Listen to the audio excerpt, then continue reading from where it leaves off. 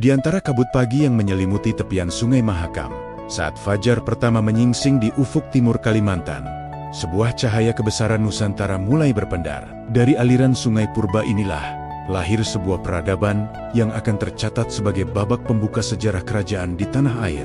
Ini adalah kisah tentang Kutai Martanipura, jejak pertama sebuah bangsa yang megah di belantara Borneo. Sungai Mahakam, sang saksi bisu, menyimpan rahasia ribuan tahun dalam alirannya yang tenang. Di pagi buta, selimut kabut tebal masih menutupi permukaannya yang luas, menciptakan suasana mistis yang hanya dipecah oleh sahutan burung-burung gang dari rimbunnya pepohonan dan gemericik air yang mengalir abadi. Disinilah, di tanah yang subur dan kaya ini, benih-benih kehidupan pertama kali bersemi, menjadi saksi lahirnya sebuah masyarakat yang kelak akan membangun peradaban besar. Udara yang sejuk dan aroma tanah basah menjadi pertanda bahwa alam tengah mempersiapkan panggung bagi sebuah drama kolosal sejarah. Di tengah hutan belantara yang lebat dan liar, suku-suku asli Nusantara mulai membangun peradaban mereka. Mereka adalah bangsa penangkap ikan yang ulung dan para pemburu perkasa yang hidup berdampingan dengan alam. Di tepi sungai yang menjadi sumber kehidupan,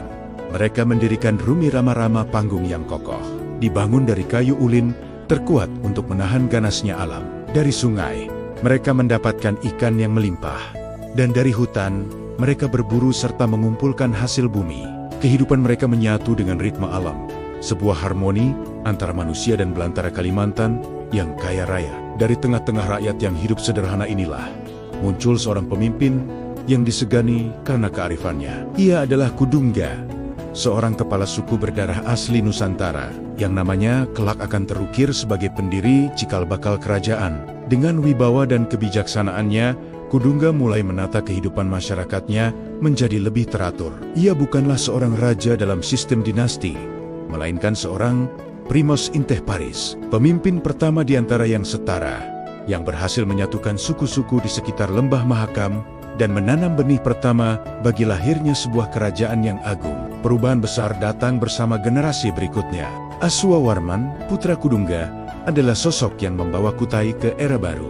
Berbeda dengan ayahnya yang merupakan pemimpin tradisional, Aswawarman mengadopsi pengaruh budaya India yang saat itu mulai merambah Nusantara melalui jalur perdagangan. Ia memperkenalkan sistem kerajaan Hindu dan menegakkan garis keturunan berdasarkan dinasti, menjadikannya sebagai Wangsakerta atau pendiri dinasti.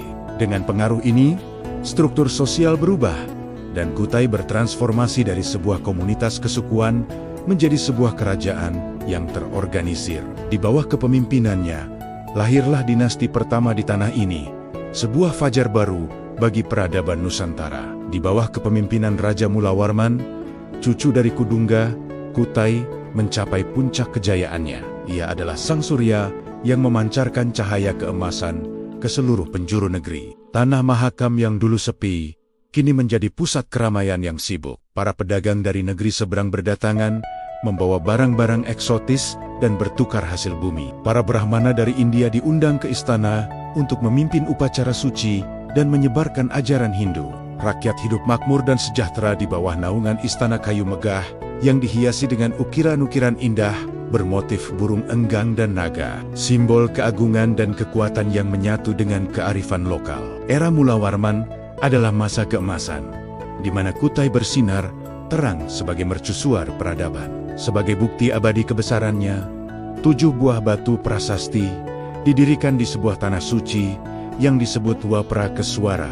Batu-batu yang dikenal sebagai Yupa ini menjadi monumen yang berbicara melintasi zaman. Di permukaannya terukir aksara Palawa dalam bahasa Sanskerta, menceritakan kemurahan hati sang raja Mulawarman. Salah satu kisahnya yang paling terkenal adalah tentang kedermawanannya yang luar biasa, di mana ia menyedekahkan 20.000 ekor sapi kepada para Brahmana sebagai tanda syukur dan bakti. Yupa tidak hanya menjadi catatan sejarah, tetapi juga simbol legitimasi kekuasaan dan kemakmuran sebuah kerajaan. Ritual dan upacara keagamaan menjadi jantung kehidupan spiritual di Kutai.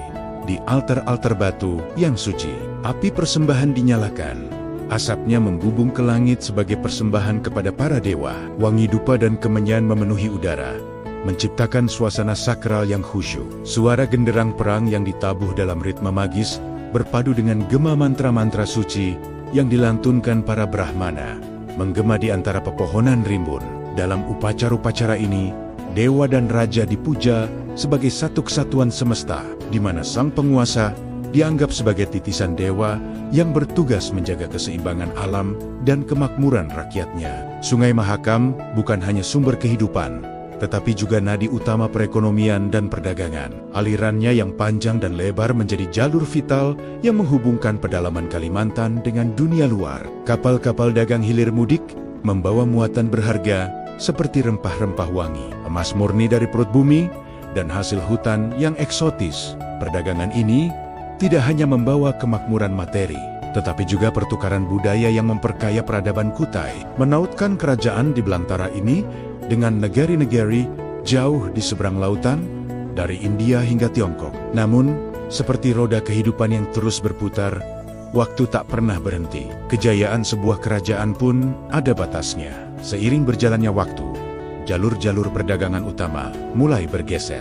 Kerajaan-kerajaan baru muncul di pesisir, menawarkan pusat-pusat ekonomi yang lebih strategis. Hubungan kekuasaan di Nusantara pun mulai berubah, dan Kutai Martadipura yang agung perlahan mulai kehilangan pengaruh dan sinarnya. Senja kejayaan pun tiba, dan kerajaan Hindu pertama di Indonesia ini perlahan meredup di tengah arus deras perubahan sejarah. Memasuki abad ke-6 Masehi, riwayat kerajaan Kutai Martadipura perlahan memudar dari panggung utama sejarah. Namun, warisannya abadi, terpatri selamanya di tanah Mahakam. Kisahnya menjadi bukti tak terbantahkan bahwa jauh sebelum dunia mengenal kata Nusantara sebagai sebuah konsep kesatuan, di belantara Kalimantan, sebuah peradaban agung telah lebih dulu menyala. Kutai adalah percikan api pertama, fajar peradaban yang menandai dimulainya era karajan-karajan besar di bumi Indonesia.